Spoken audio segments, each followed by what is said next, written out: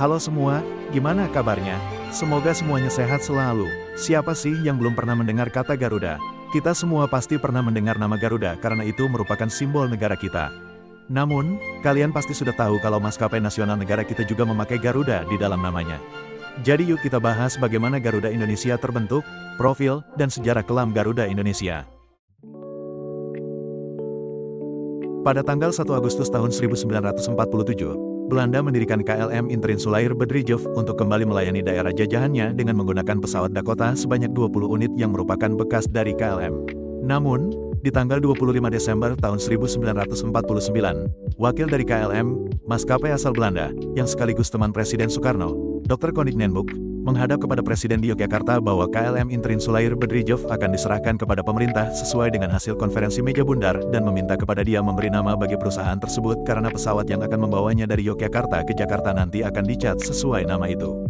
Menanggapi hal tersebut, Presiden Soekarno menjawab pertanyaan tersebut dengan mengutip satu baris dari sebuah sajak bahasa Belanda dari pujangga terkenal, Raden Mas Noto Suroto yang artinya, "Aku adalah Garuda, burung milik Wisnu yang membentangkan sayapnya menjulang tinggi di atas kepulauanmu." Maka pada tanggal 28 Desember tahun 1949, penerbangan bersejarah menggunakan pesawat DC-3 dengan registrasi RI-001 atau PKDPR milik KLM Intrinsulair terbang membawa Presiden Soekarno dari Yogyakarta ke Jakarta untuk menghadiri upacara pelantikannya sebagai Presiden Republik Indonesia Serikat dengan nama Garuda Indonesian Airways.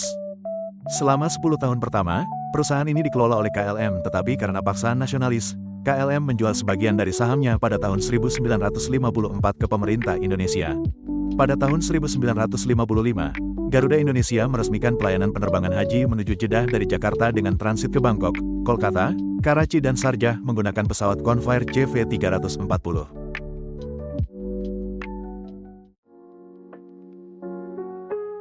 Pada tahun 2024, Garuda sedang mengoperasikan 16 Airbus A330-300, 3 Airbus A330-200, 3 A330-900 Neo, 39 Boeing 737-800, dan 8 Boeing 777-300 dengan total umur rata-rata 12,5 tahun.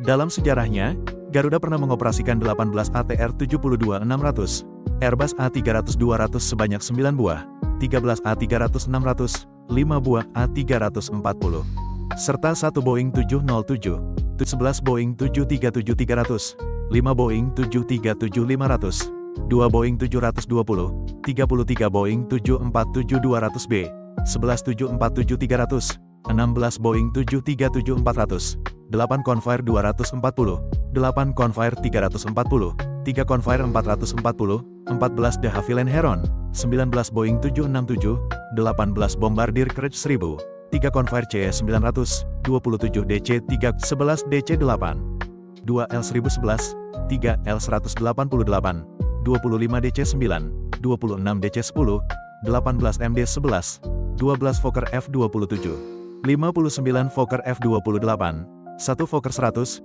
4 Scottish Aviation Twin Pioneer, dan 1 Boeing 737 MAX 8.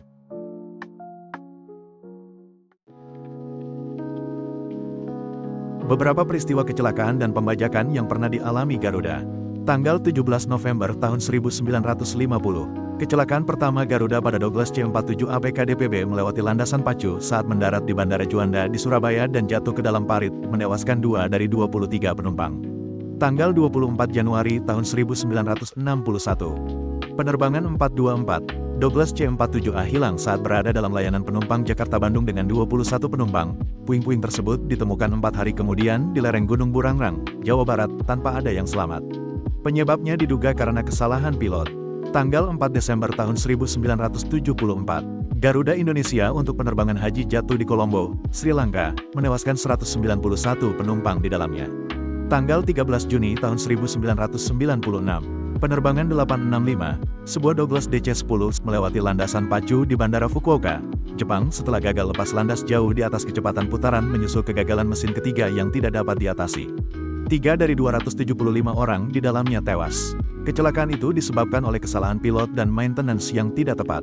Tanggal 16 Januari tahun 2002, penerbangan 421, Boeing 737-300 dalam perjalanan dari Lombok menuju Yogyakarta terpaksa melakukan pendaratan darurat namun akhirnya jatuh dalam cuaca buruk di Sungai Bengawan Solo dikarenakan matinya mesin akibat hujan es. Seorang pramugari tewas dalam kecelakaan itu.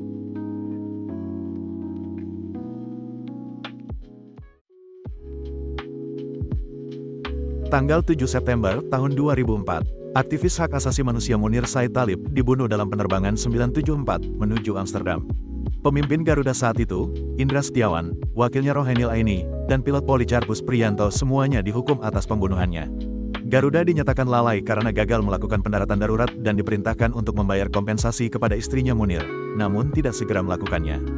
Pada tanggal 5 Desember tahun 2019, Ari Ashara dipecat dari jabatannya karena menyelundupkan sepeda motor klasik Harley Davidson dan sepeda lipat Brompton di dalam pesawat Airbus A330-900. Setahun kemudian pada Desember tahun 2020, terungkap melalui Twitter atau X bahwa banyak pramugari Garuda yang menjadi korban pelecehan dan pemaksaan prostitusi selama kepemimpinan Ari. Menteri BUMN Erick Thohir mengatakan bahwa dia akan mempertimbangkan untuk memberhentikan para eksekutif Garuda tersebut. Pada tanggal 22 Juni tahun 2022, Kejaksaan Agung RI menyatakan telah menyelesaikan penyidikan kasus korupsi pembelian pesawat CRJ-1000 dan ATR 72600 yang melanggar hukum. Setijo Awibowo, Vice President Strategic Management, Agus Wajudo, Eksekutif Project Manager Pengiriman Pesawat dan mantan Vice President Treasury Management Albert Burhan menjadi tersangka dalam kasus tersebut. Kerugian Indonesia dilaporkan mencapai 609 juta dolar Amerika. Tanggal 5 September tahun 1977, sebuah Douglas DC-9 dibajak oleh seorang pria yang menodongkan senjata kepada seorang pramugari, tetapi berhasil dihentikan oleh kru. Pesawat kemudian mendarat di Surabaya di mana pembajak ditahan tetapi tidak pernah mengungkapkan motif di balik pembajakan tersebut. Tanggal 28 Maret tahun 1981, penerbangan 206 yang dioperasikan oleh Douglas DC-9 dibajak dalam penerbangan domestik dari Palembang ke Medan oleh 5 anggota Komando Jihad.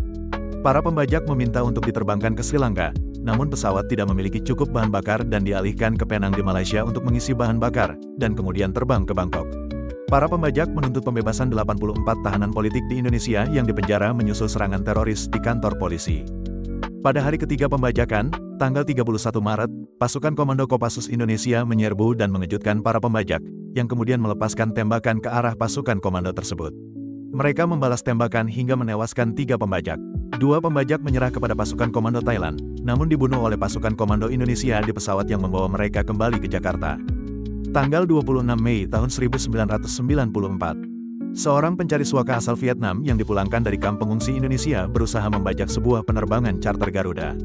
Sesaat setelah lepas landas dari Batam, pria tersebut mengeluarkan botol sampo berisi bensin, memercikkan bensin di dekat pintu kokpit, dan mengancam akan membakar dirinya sendiri kecuali penerbangan dialihkan ke Australia.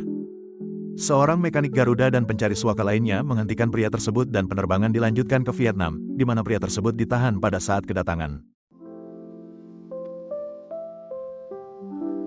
Pada tahun 2009, maskapai melakukan rencana modernisasi 5 tahun yang dikenal sebagai Quantum Leap, yakni di mana program Emir Syahsatar yang merombak segalanya mulai dari bentuk, corak, logo dan seragam maskapai, serta armada dan fasilitas yang lebih baru dan lebih modern serta fokus baru pada pasar internasional, dan berhasil mendapatkan penghargaan maskapai seperti Most Improved Airline dan Bintang 5 dari Skytrax.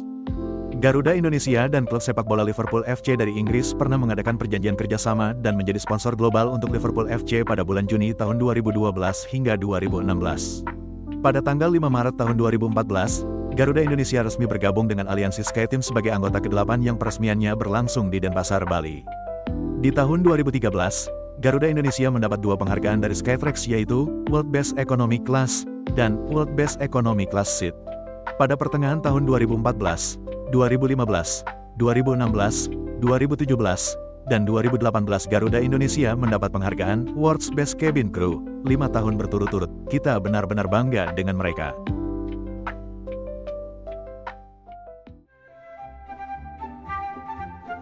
Garuda Indonesia, maskapai nasional negara tercinta ini. Aku berharap mereka bisa cepat pulih dari masalah internal mereka dan bisa kembali melebarkan sayapnya ke dunia untuk membawa rakyat Indonesia berjelajah. Terima kasih udah nonton, jangan lupa like, komen, subscribe, dan share ya. Sampai jumpa, dadah.